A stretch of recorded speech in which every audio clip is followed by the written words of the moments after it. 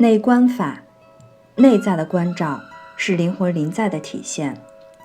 在大多数的灵性传承之中，一项必要的练习就是创造一个内在观察的地方，在这里把你带往安宁和静止的状态之中，这也是冥想的基础，常被叫做内观法，意思是关照。它的基础是向内看，去看到还有一个内在的存在。这个存在不是身体，因为它可以观察身体。我们还可以看到，这个存在也不是情绪和感觉。即便我们被强烈的情绪所淹没，也总是有一个内在的存在在观察着这个过程。它也不是情绪。同样的，这个内在的存在也不是思想。思想会往不同的方向游荡，然而这个内在的存在仍然在观察着这个过程。这种内在的存在，内在的觉知，是一种超越我们的肉体、能量体、情绪体和心智体的存在。它是灵魂的存在。灵魂的内在存在与所有的生命都是一体的，它是我们内在合一、源头、宇宙海洋的临在。它在我们的身体中流淌着，它存在于所有的生命之中，它是所有的生命。这种合一、宇宙海洋有很多种表现形式，在那些存有之中，以及很多时间和空间之中。不过它始终是同一个，仅仅是表现形式不同而已。因此我们的肉体、情绪体和心智体也是合一的。合一在此刻以不同的形式表现了出来，这些都是暂时的形态，它们就像是海洋的波浪和洋流，它们不是海洋本身。不论洋流和波浪如何变化，海洋始终是那些水。在地球上有这样普遍的习惯，当出现物质和能量的感受、情绪的感觉，或者说想法出现的时候，人们就会依附、投入，并且认同它们的存在。因此当有些事情发生的时候，人们就会试图去推开，或者对这些感受、情感或者想法进行附着。这种内在的推和拉，造成了对感受、感情和想法的认可，从而阻断了它们的流动。这也造成了对内在灵魂的遗忘，这也是痛苦和无意识的根源所在。具有讽刺意味的是，推和拉的这种反应与他想要达成的目标恰好相反。我们越是想要推开一个想法，它就越是粘在我们身上；我们越是想要抓住某种感觉，它就离我们越远。所有的人都可以进行这种尝试，随机选择一个物品，然后尽最大的努力不要去想它。我们越是努力这样做，这个念头就越是会卡在我们的头脑之中，或者说我们越是去努力记住一些东西，我们越努力，它们就越是会消失在我们的脑海之中。然后当我们放弃要记住它的念头时，这些记忆就自然而然恢复了。或者说，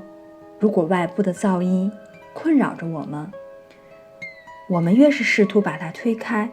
它就越变成一种困扰。而我们选择忘记它的时候，我们就不会再注意到它的存在了。为什么会这样？因为当我们进行内在推和拉的时候，它会产生一种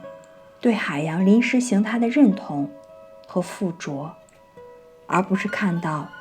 它是水的本质。换而言之，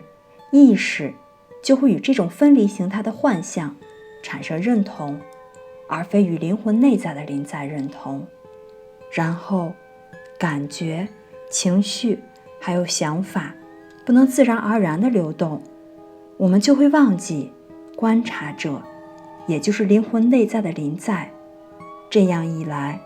灵魂的临在就不能进行正常的工作，然后痛苦和苦难便产生了。所以这种冥想的基础，内观，就是停止对这种认同和痛苦的循环。过程很简单，不论内在发生了什么，身体上的感觉、情绪还有想法等等，我们仅仅是去被动的关照，默默的观察，不去进行推和拉，也不去评判，更不去评论，保持中立的姿态，被动的观察着，就像是从远处观看一样。另外一个著名的方法就是简单的关照呼吸，关照呼吸流入和流出身体，或者是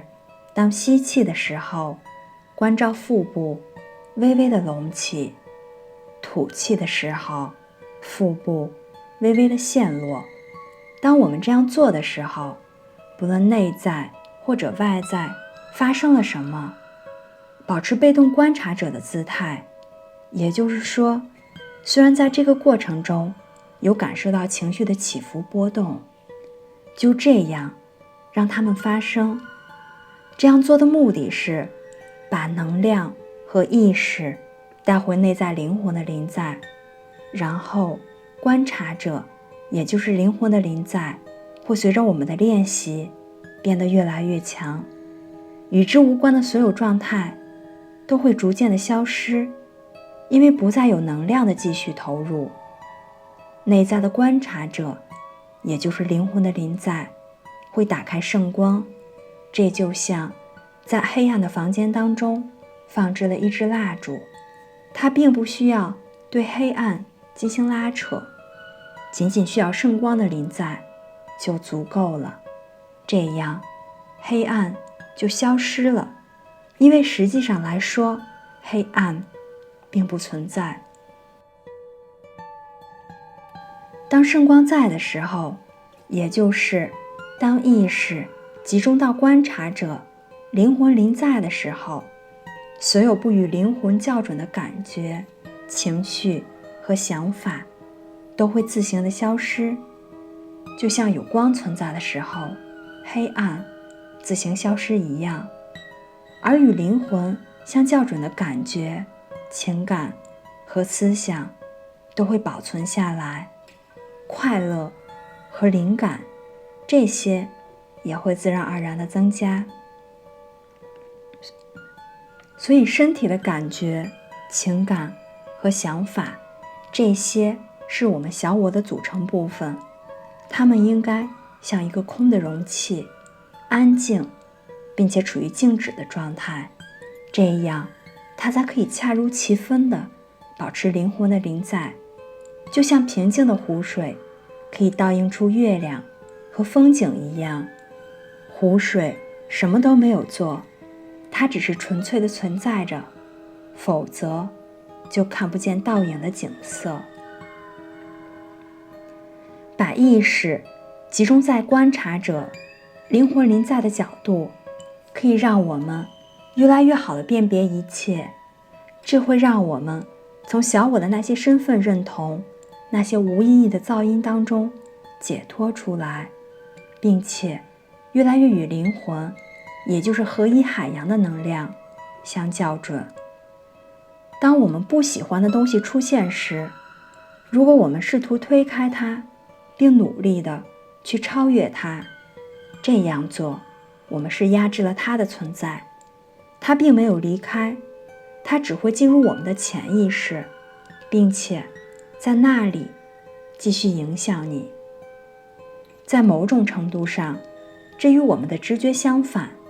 比如，房间当中如果有一个垃圾袋，我们需要施加外力才能让它离开房间。这是因为物质层面是更加稠密的能量状态。然后，垃圾去到哪里呢？被埋放到土地之中。地球不会对这个过程进行推和拉，它允许这些流入它，因此这些会转化成大地本身。当能量可以流动的时候，它们总是会回归合一。当我们努力的去变得放松的时候，不论外面看上去如何，我们都会变得越来越紧张。如果我们允许能量进行流动和表达，放松就会从内在自然而然地发生。我们越是把意识集中于内在观察者，也就是灵魂的临在，